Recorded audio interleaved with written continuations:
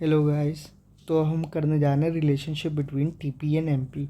Last हमने किया था एमपी और एपी का रिलेशन, अब टीपी और एमपी का रिलेशन। तो टीपी क्या था, ये टीपी है, इसको नंबर ऑफ वेरिएबल फैक्टर से डिवाइड कर देंगे। AP is nothing but TP upon unit of variable factor. इसको डिवाइड कर देंगे तो ये आ जाएगा। देखिए 5 डिवाइडेड बाई 2 2.5 होता है, 9 डिवाइडेड बाई 3 3 हो गया। ठीक है, तो ये डिवीजन है, सिंपल डिवीजन है। तो आई होप आपको ये आती होगी इसमें। ठीक है, तो रिलेशनशिप डिस्कस करते हैं। When TP increases eight increasing rate AP rises. जब टीपी इंक्रीजिंग रेट से इंक्रीज़ करता है, कैसे, पहले 3 से राइज किया, फिर 4 से किया।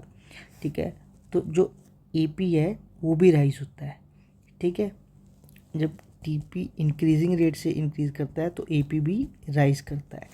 ठीक है, यहाँ हम देख सकते हैं फ्रॉम पॉइंट 1, यहाँ से एपी राइज कर रहा है।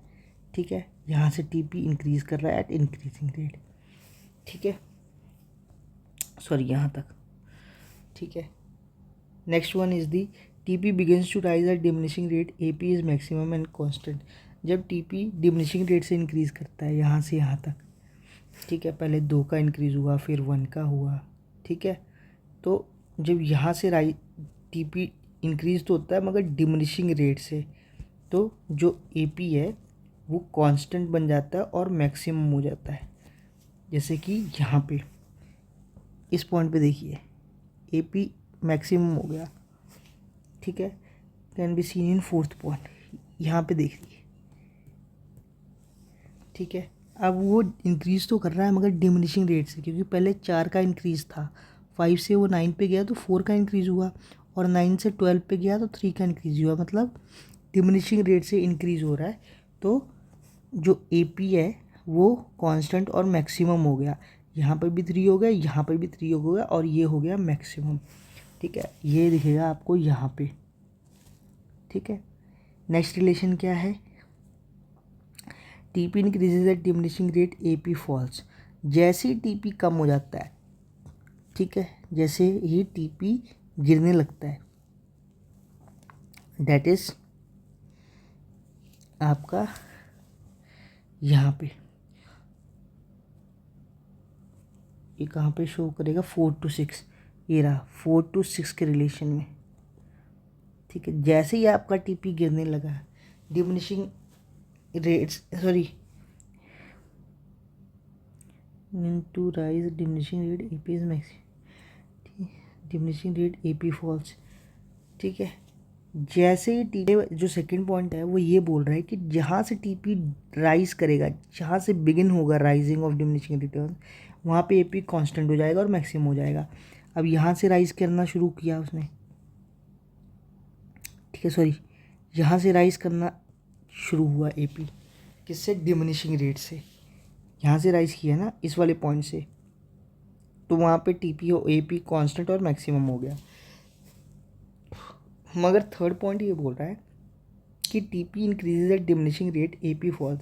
जैसे टीपी इंक्रीज होता है डिमिनिशिंग रेट से, ठीक है, वहाँ से एपी फॉल होना शुरू हो जाता है। देखिए 3.0 से 2.58, 2.5, 2.1, 1.7, 1.3। ठीक है, तो ये थर्ड पॉइंट का रिलेशन है। फोर्थ पॉइंट क्या बोल रहा है, TP is maximum and constant, comma AP falls. जहाँ पे टीपी मैक्सिमम और कांस्टेंट हो जाता है, वहाँ पे एपी फॉल होना शुरू हो जाता है। वो तो पहले से भी फॉल हो रहा है यहाँ से। ठीक है, तो this can be seen in the 7th unit. ठीक है, यहाँ पे टीपी मैक्सिमम और कांस्टेंट हो गया, क्योंकि 15 15 दो बार हो गया, तो कांस्टेंट हो गया। यहाँ पे एपी फॉल करना शुरू हो जाता है। TP decreases, AP continues to fall. TP decrease होगा तो एपी फॉल होना, सीधी सी बात है यार। जब टीपी गिरेगा तो ये तो है, तो टीपी क्या है, टीपी अगर गिरेगा तो एवरेज प्रोडक्ट भी तो गिरेगा ना, सीधी सी बात है, सिंपल लॉजिक है।